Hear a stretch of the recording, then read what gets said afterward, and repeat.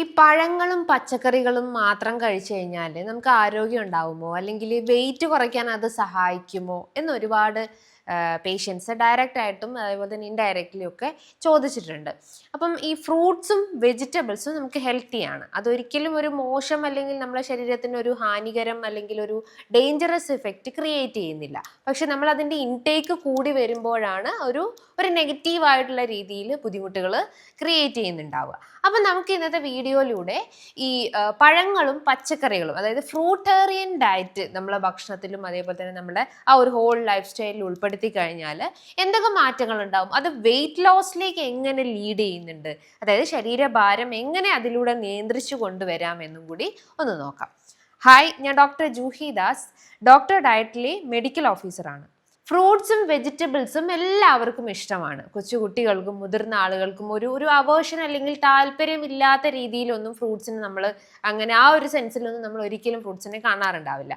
അത് ഏറ്റവും കൂടുതൽ ഹെൽത്തി ആണ്. അതേപോലെ തന്നെ പല രീതിയിലുള്ള ബെനിഫിറ്റ്സ് നമ്മുടെ ശരീരത്തിന് അത് ക്രിയേറ്റ് ചെയ്യുന്നുണ്ട്. ഇപ്പോൾ ഫ്രൂട്ട്സ് കഴിക്കണം, നമ്മളിപ്പോൾ വെയിറ്റ് ലോസ് ആഗ്രഹിക്കുന്ന ആളുകളൊക്കെ ആണെങ്കിൽ നമ്മൾ അധികം പഴുക്കാത്തതായിട്ട് അല്ലെങ്കിൽ ഗ്ലൈസിമിക് ഇൻഡെക്സ് കുറഞ്ഞിട്ടുള്ള ഫ്രൂട്ട്സ് കഴിക്കണം എന്നാണ് നമ്മൾ യൂഷ്വലി സജഷൻസ് കൊടുക്കാറ്. ഇപ്പൊ ഗ്ലൈസിമിക് ഇൻഡെക്സ് കുറയ്ക്കുക അല്ലെങ്കിൽ അത് കുറഞ്ഞ ആഹാരങ്ങൾ എന്ന് പറയുമ്പോൾ അത് എന്താണ് ഈ ഗ്ലൈസിമിക് ഇൻഡെക്സ്? നമ്മളിപ്പോൾ ഒരു ഭക്ഷണം കഴിച്ചു, അതിലൊരു ഊർജം അല്ലെങ്കിൽ ഒരു എനർജി ഉണ്ടാവും. ആ എനർജി എത്ര വേഗത്തിൽ അല്ലെങ്കിൽ അതിലുള്ള ഗ്ലൂക്കോസ് എത്ര വേഗത്തിലാണോ നമ്മുടെ ശരീരത്തിലേക്ക് അല്ലെങ്കിൽ രക്തത്തിലേക്ക് ഗ്ലൂക്കോസിനെ ഡിസോൾവ് ചെയ്യുന്നത്, ബ്ലഡിലേക്ക് ഡിസോൾവ് ചെയ്യുന്നത്, ആ ഒരു പോയിന്റ് അല്ലെങ്കിൽ ആ ഒരു പീരീഡിനെയാണ് നമ്മൾ ഗ്ലൈസിമിക് ഇൻഡെക്സ് എന്ന് പറയുന്നത്. അതപ്പോൾ ഫ്രൂട്ട്സിലും വെജിറ്റബിൾസിലും നട്ട്സിലും റൈസസിലും അങ്ങനെ പല ഫാക്ടേഴ്സ് അല്ലെങ്കിൽ പല ഫുഡ് ഐറ്റംസിലും ഈ ഗ്ലൈസിമിക് ഇൻഡെക്സ് പ്രസന്റ് ആണ്. ഇപ്പോൾ ഫ്രൂട്ട്സിലൊക്കെ ഓരോ ഫ്രൂട്ട്സിലും ഓരോ രീതിയിലാണ് ഗ്ലൈസിമിക് ഇൻഡെക്സ് ഉള്ളത്. ഇപ്പോൾ ഏറ്റവും കൂടുതൽ ഗ്ലൈസിമിക് ഇൻഡെക്സ് മാംഗോ അല്ലെങ്കിൽ മാങ്ങ, അതിൽ ഏറ്റവും കൂടുതൽ ഗ്ലൈസിമിക് ഇൻഡെക്സ് ഉണ്ട്.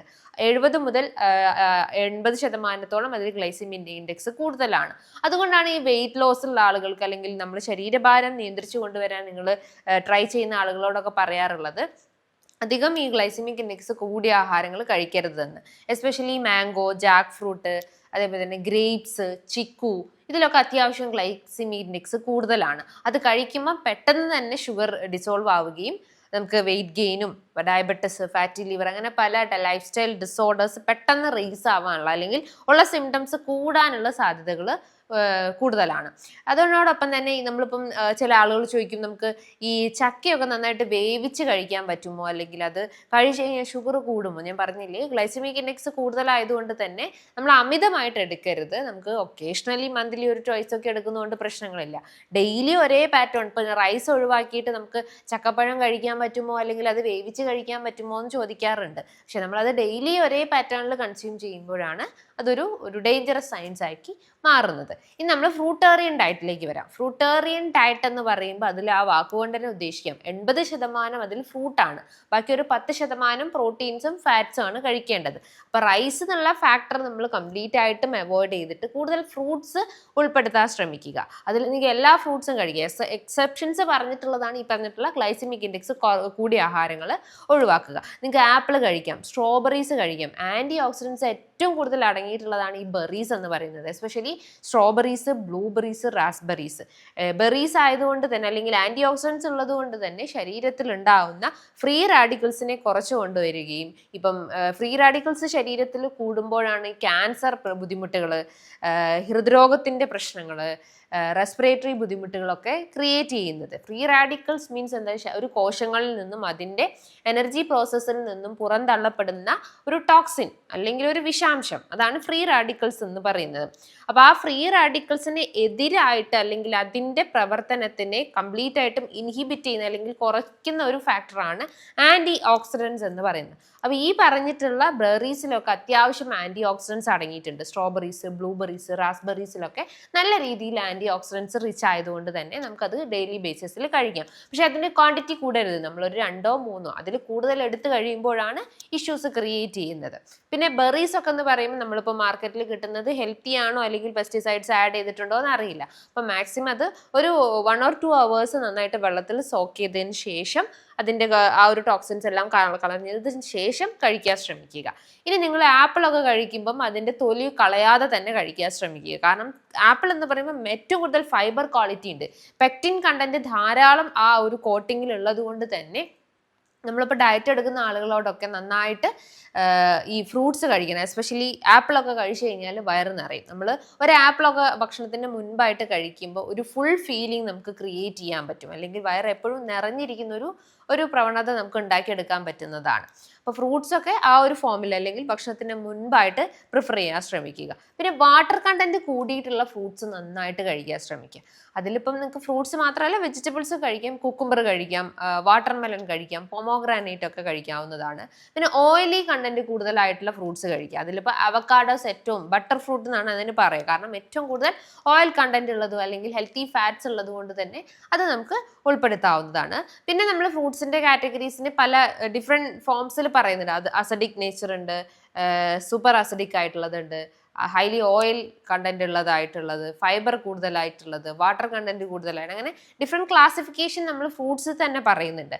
അസിഡിക് നേച്ചർ എന്ന് പറയുമ്പം കൂടുതൽ ലൈക്ക് ഇപ്പോൾ വൈറ്റമിൻ സി അല്ലെങ്കിൽ സിട്രസ് ഫ്രൂട്ട്സ് ആണ് മെയിൻലി അസിഡിക് എന്ന് പറയുന്നത്. അതിൽ ഇപ്പം ഓറഞ്ച് കഴിക്കാം, മൊസമ്പി കഴിക്കാം, നെല്ലിക്ക, നാരങ്ങയൊക്കെ കഴിക്കാവുന്നതാണ്. നെല്ലിക്കയൊക്കെ നന്നായിട്ട് നമ്മൾ ഉപ്പിലിട്ടൊക്കെ കഴിക്കുവാണെങ്കിൽ അതൊരു പ്രീബയോട്ടിക് ആൻഡ് പ്രോബയോട്ടിക് ആയിട്ട് ആക്ട് ചെയ്യുന്നുണ്ട്. അതിനോടൊപ്പം തന്നെ നമ്മുടെ ഇമ്മ്യൂണിറ്റി ബൂസ്റ്റപ്പ് ചെയ്യാൻ ഏറ്റവും ബെസ്റ്റ് ആയിട്ടുള്ളതാണ് നെല്ലിക്ക. കുട്ടികൾക്കൊക്കെ ഈ പ്രതിരോധശേഷി കുറവ്, രക്തക്കുറവിൻ്റെ പ്രശ്നങ്ങളൊക്കെ ഉണ്ടെങ്കിൽ അത് നമുക്ക് അങ്ങനെയും കുട്ടികൾക്ക് കൊടുക്കാവുന്നതാണ്. കൂടുതൽ ഈ ഷുഗർ ലായനിയിലൊക്കെ ഇട്ട് വെച്ചിട്ടുള്ള നെല്ലിക്കൊന്നും കഴിക്കാതിരിക്കുക. അത് പിന്നെയും ഷുഗർ കൂട്ടുകയും ഡയബറ്റീസ് ഒക്കെ അല്ലെങ്കിൽ ഫാറ്റി ലിവറൊക്കെ കൂട്ടാനുള്ള സാധ്യതകളുണ്ട്. അപ്പോൾ ആ ഒരു ഫോം ഓഫ് സിട്രസ് ഫ്രൂട്ട്സ് കഴിക്കുക. ദെൻ ഓയിലി ഫാക്ടേഴ്സിൽ വരുന്നതാണ് അവക്കാഡോസ് ഡെയിലി ബേസിസിൽ കഴിക്കാവുന്നതാണ്. അതുപോലെ തന്നെ ഡോക്ടർ ഡയറ്റിൽ ഒരു ഡോക്ടർ നിർദ്ദേശപ്രകാരം ഒരു ഡയറ്റീഷ്യൻ്റെ സഹായത്തോടു കൂടി തന്നെ കുറച്ച് മാസങ്ങൾ കൊണ്ട് തന്നെ നിങ്ങൾക്ക് 4 to 12 kg കുറയ്ക്കാൻ പറ്റുന്നതാണ്. ഇതിന് കൃത്യമായിട്ടുള്ള ഗൈഡൻസ് നിങ്ങൾക്ക് ഡയറ്റീഷ്യൻ പറഞ്ഞു തരുന്നതാണ്. അതായത് എന്തൊക്കെ ഫുഡ് കഴിക്കണം, അവോയ്ഡ് ചെയ്യേണ്ട ഫുഡ് ഐറ്റംസ് എന്തൊക്കെയാണെന്ന് ഡേ നൈറ്റ് നിങ്ങൾക്ക് കൃത്യമായിട്ടുള്ള ഗൈഡൻസ് തരുന്നതാണ്. ഈ ഒരു ഡോക്ടർ ഡയറ്റിൽ ജോയിൻ ചെയ്യാൻ വേണ്ടിയിട്ട് താഴെ കാണുന്ന നമ്പറിൽ ബന്ധപ്പെടുക. കൂടുതൽ ഓയിൽ കണ്ടൻസ് അല്ലെങ്കിൽ ഹെൽത്തി ഫാറ്റ്സ് അടങ്ങിയിട്ടുള്ളതാണ് കോക്കനട്ട്. കോക്കനട്ട് എന്ന് പറയുമ്പം ധാരാളം ഫൈബർ ഉണ്ട്, അതേപോലെ തന്നെ ഹെൽത്തി ഫാറ്റ്സുകൾ ഉണ്ട്.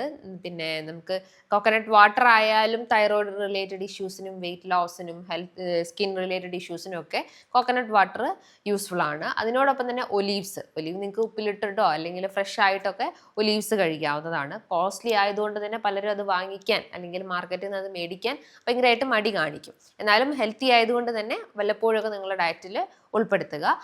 പിന്നെ നമ്മൾ അസിഡിക് നേച്ചർ കഴിഞ്ഞിട്ട് ഇനി നമുക്ക് സബ് അസിഡിക് ആയിട്ടുള്ള ഫ്രൂട്ട്സുകളുണ്ട്. അതിപ്പോൾ ഫ്രൂട്ടേറിയൻ ഡയറ്റിൽ വരുന്ന സബ് അസിഡിക് ആയിട്ടുള്ള ഫ്രൂട്ട്സ്. അതിൽ നിങ്ങൾക്ക് ആപ്പിൾ കഴിക്കാം, റാസ്ബെറീസ്, ക്രാൻബെറീസ് ഒക്കെ, ആപ്രിക്കോട്ടൊക്കെ ഡെയിലി കഴിക്കാവുന്നതാണ്. ആപ്പിളൊക്കെ ഫൈബർ ആയതുകൊണ്ട് തന്നെ നമുക്ക് ഹെൽത്തിയാണ്. പിന്നെ നിങ്ങൾക്ക് ഭക്ഷണത്തിൽ വാട്ടർമെലൺ, കുക്കുംബർ, ദെൻ പംകിൻ, ഫ്രൂട്ട്സിൽ മാത്രമല്ല വെജിറ്റബിൾസിലും പറയുകയാണ്, പംകിൻസ് ഒക്കെ നന്നായിട്ട് ഉൾപ്പെടുക. സീഡ്സിൽ നിങ്ങൾക്ക് പംകിൻ സീഡ്സ് ഒക്കെ കഴിക്കുകയാണെങ്കിലും കുറച്ചുകൂടി ഹെൽത്ത് ബെനിഫിറ്റ്സ് ഉണ്ടാവുന്നതാണ്.